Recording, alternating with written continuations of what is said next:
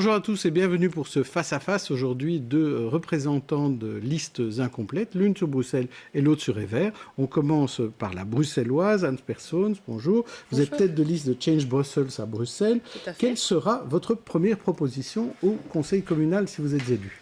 Ça sera une proposition sur la bonne gouvernance et faire en sorte que les citoyens bruxellois soient mieux impliqués dans le processus participatif, parce que je pense que maintenant, et ça c'est le grand lacune qu'il y a actuellement, c'est qu'il y a les citoyens n'ont plus confiance dans leurs politiciens, et je pense que c'est le grand défi dans 6 ans que les gens croient de nouveau en politique, et ça se passe en les impliquant beaucoup plus dans tout le processus décisionnel. Donc la participation pour redonner confiance. Oui. Alors vous, Sylvie Mbombo, vous êtes tête de liste des humanistes éverois, donc à Evere. Si vous êtes élu, réélu, même si vous étiez conseillère communale, quelle sera votre première proposition au conseil d'Evere?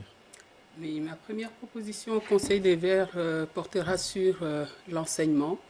Je pense qu'il faut encourager l'enseignement, quels que soient les réseaux, et créer le plus de places possibles en vue de pouvoir donner et aux parents et aux élèves le choix libre d'un réseau vers lesquels ils veulent s'orienter.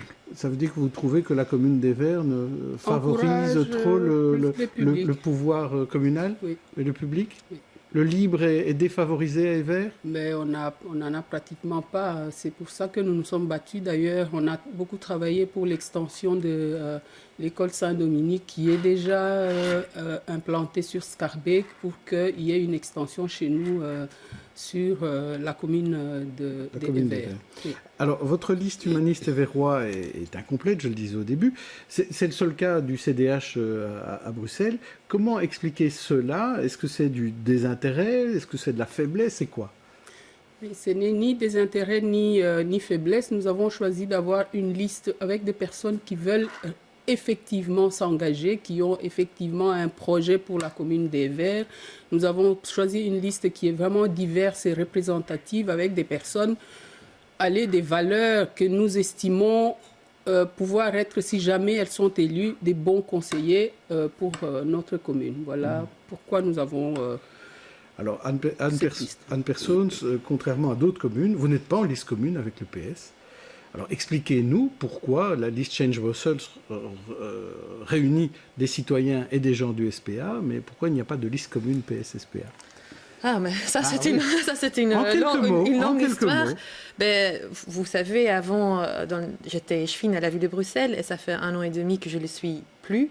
C'est parce qu'à l'époque, quand il y avait le scandale autour du SAMU social, le SPA a mis beaucoup de pression sur le PS et sur Yvan Mayer pour qu'il démissionne. Il l'a fait, mais après, il y a eu un sentiment de revanche, et j'étais éjectée du collège. C'est vous qu'on a sorti, quoi. Oui, on m'a éjectée du collège, et on a donné mes compétences aux libéraux. Donc, du coup, c'était plus possible de faire une liste commune entre socialistes? Non, parce qu'il y a quand même une confiance qui a été brisée, et voilà, je me suis dit, voilà, c'est aussi l'occasion, c'est aussi une opportunité. Il ne faut pas juste voir ça comme un désavantage, ça peut être un avantage pour justement faire de la politique autrement, parce que j'ai aussi décidé de ne pas faire une liste SPA, mais une liste citoyenne. Moi, je suis la seule qui a déjà fait de la politique avant. Les autres, c'est des indépendants, des gens qui n'ont jamais fait de la politique, et vraiment faire un projet 100% bruxellois et multilingue, parce qu'on est le seul parti à communiquer en français, anglais, néerlandais, et aussi à avoir des gens de toutes les origines, maghrébines, francophones, néerlandophones, mais aussi pas mal de gens de la communauté internationale. Alors, des membres de votre liste ont dormi dehors ces derniers jours. Quelles sont les solutions à apporter pour empêcher des SDF de dormir dehors à Bruxelles? Nous, on croit que c'est important de d'abord donner un toit à tout le monde. C'est le principe du housing first, c'est-à-dire que c'est important d'avoir un toit, parce que sinon on ne peut pas s'occuper de ces autres problèmes. Et ça, c'est l'essentiel. Et donc, on a beaucoup discuté avec une ASBL qui s'appelle les infirmières de la rue, qui s'occupe vraiment des gens, des sans-abri, les cas les plus graves, je vais dire, et qui ont eu des bons résultats en les offrant un logement, un petit logement, et ensuite vient l'accompagnement pour traiter de tous les autres problèmes qu'ils puissent avoir. Et aussi, ça prend du temps, mais c'est aussi un choix. Et dans d'autres pays comme le Norvège ou le Finlande, ils ont réussi à vraiment faire en sorte qu'il y a presque plus de gens qui dorment dans la rue. Et je pense qu'on doit on doit avoir la même ambition à Bruxelles. Alors de votre côté, Sylvie Mombo, dans votre programme pour EVER, vous dites que vous voulez faire d'EVER une commune smart et durable. Alors c'est quoi concrètement une commune smart et durable? Mais nous voulons faire d'EVER une commune où, d'abord il fait bon vivre, deux, une commune où on se sent mieux chez soi, une commune où on peut sortir et rentrer, qu'EVER ne soit plus une commune. Elle a toujours eu la réputation d'être une commune dortoir, comme ça. Et on aimerait qu'aujourd'hui, EVER, ce qu'elle est d'ailleurs déjà, ce n'est plus un petit village comme ça a été à l'époque. Aujourd'hui, EVER est vraiment une commune où on a... C'est vrai, il y a encore des personnes d'un certain âge, mais il y a de plus en plus d'autres populations, de plus en plus des jeunes qui arrivent à EVER aujourd'hui. Donc, quand vous dites smart, c'est un côté un peu hype, tout digital et tout. Qu'est-ce que vous voulez faire d'EVER? Parce qu'en dehors de l'ambition, très concrètement, qu'est-ce que ça peut être une commune smart? Mais une commune où... où les nouvelles technologies ont leur place, où l'environnement est respecté, où une commune aller en rapport avec l'Europe aujourd'hui, le développement aujourd'hui. Une commune d'aujourd'hui, quoi. Une commune du 21e siècle. Une commune aller en phase avec le temps. Parce qu'aujourd'hui, c'est une commune un peu pépère? Je ne dirais non, je ne dirais plus ça. À une certaine époque, oui, c'était un petit village où il ne faisait pas mauvais vivre, mais en tout cas, aujourd'hui, il faut que EVER évolue avec son temps. Alors, on va passer à notre rubrique en un mot. On va commencer par vous, Hans Persson. Je vous fais réagir un mot, un nom même. C'est facile, le premier nom, c'est Yvan Mayer. Comment réagissez-vous au nom Yvan Mayer? C'est surtout peut-être la déception. La déception. Oui. Alors, pour vous, Sylvie Mombo, facile aussi, Rudy Verwoerd. Je dirais bourgmestre ou ministre-président. C'est une question que vous lui posez, finalement. Oui. Et pour vous, Hans Persson, prison de Aren. Oui. Oui. Non, dans un mot... oui.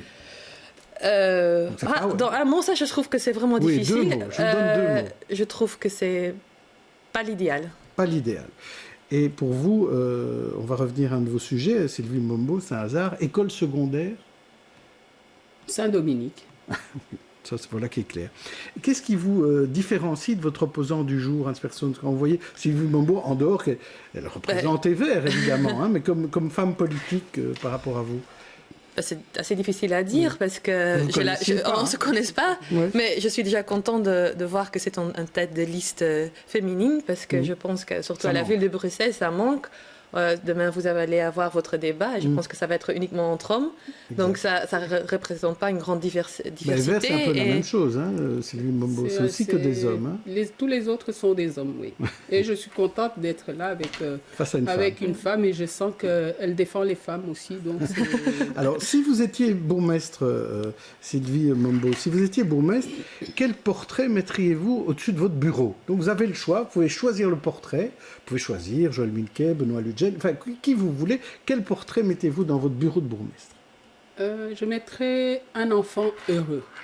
Pourquoi un enfant heureux? Parce que j'aimerais qu'EVER soit une commune où les enfants s'épanouissent et trouvent vraiment leur place dans la société et des structures telles qu'ils puissent se retrouver aujourd'hui, demain et plus tard. Alors vous, Hans Persson, quel est le portrait qui va trôner dans votre bureau de bourgmestre? Je ne mettrai pas un portrait, mais je mettrai une photo d'un groupe de gens qui est en train de s'investir pour Bruxelles. C'est difficile de choisir juste une personne, mais je pense qu'il faut montrer le pouvoir et le potentiel des gens, des masses, des gens de Bruxelles, et c'est ça que je voudrais mettre au-dessus de mon bureau. Alors, il reste 4 jours avant le scrutin. Hans Persons, Pascal Smet ne se présente pas sur votre liste, alors que normalement il aurait dû y être. Est-ce que c'est un avantage ou un inconvénient? Est-ce que je dois aussi répondre en amont? Plusieurs mots. Non, mais je pense que c'est les deux. Mais on s'entend. Donc un avantage et un inconvénient. Voilà, mais bien sûr, Pascal, il vaut aussi des voix. Mais il a décidé, et je respecte tout à fait son choix, et je pense que c'est le bon choix de se concentrer sur la région. Et c'est très clair que lui, se représenter à la région, et donc lui, c'est ça son domaine. Et maintenant, surtout, le fait qu'on fasse une liste citoyenne, on voulait mettre, si on mettait que des politiques, c'est pas du tout crédible. Déjà, moi, j'ai une étiquette politique, mais on voulait mettre surtout d'autres personnes, voilà, des gens, des citoyens, et aussi pouvoir donner des occasions à eux de se montrer dans des débats et avec les citoyens et tout ça. Alors, Sylvie Mombo, le nom de votre liste, c'est Humaniste et Verrois. Est-ce qu'on a honte sur votre liste de porter le nom CDH?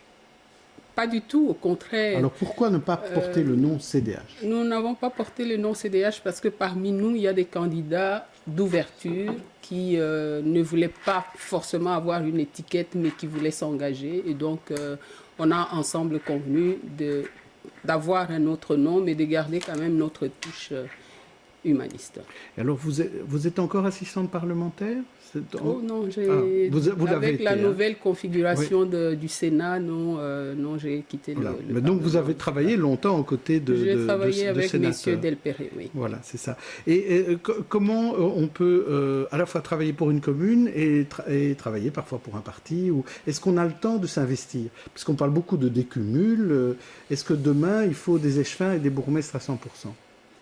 Je pense qu'il faut des bourgmestres et des échevins à 100% dans la mesure où c'est vraiment du travail qui demande un vrai investissement, mais un collaborateur, c'est comme un employé comme tout autre, donc il peut s'engager et à la commune et de votre côté, Hans Persons. Moi, je suis vraiment à 100% pour le décumul des mandats et je comprends. Même si ça pose problème aux partis flamands, à certains partis. Ah oui, mais c'est pas le mien. Ouais. Donc je sais que ça pose problème à certains, mais moi je comprends pas comment on peut être échevin ou échevine à la ville de Bruxelles et le combiner avec un mandat de parlementaire, parce que c'est tellement de travail, c'est la capitale de l'Europe et c'est des énormes budgets, et si on veut bien faire son travail, il faut uniquement faire cela.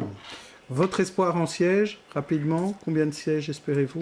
C'est vraiment, on espère être la surprise de ces élections et ça se passe assez bien, la campagne se déroule bien. Donc quelques sièges. Quelques sièges, et on est le plus grand groupe sur Facebook maintenant, donc si ça se traduit en voix, je suis positif. Vous avez 3 sièges au conseil communal, vous en espérez combien? J'allais le dire, on en a déjà 3. Si nous pouvons déjà garder les 3 que nous avons, et pourquoi pas plus. Et monter dans la majorité, par exemple avec le bourgmestre Rudy Vervoort Laissons d'abord les lecteurs se prononcer. Bon, ni oui ni non. Merci. On se retrouve demain pour un autre face-à-face. Bonne soirée. Merci à vous.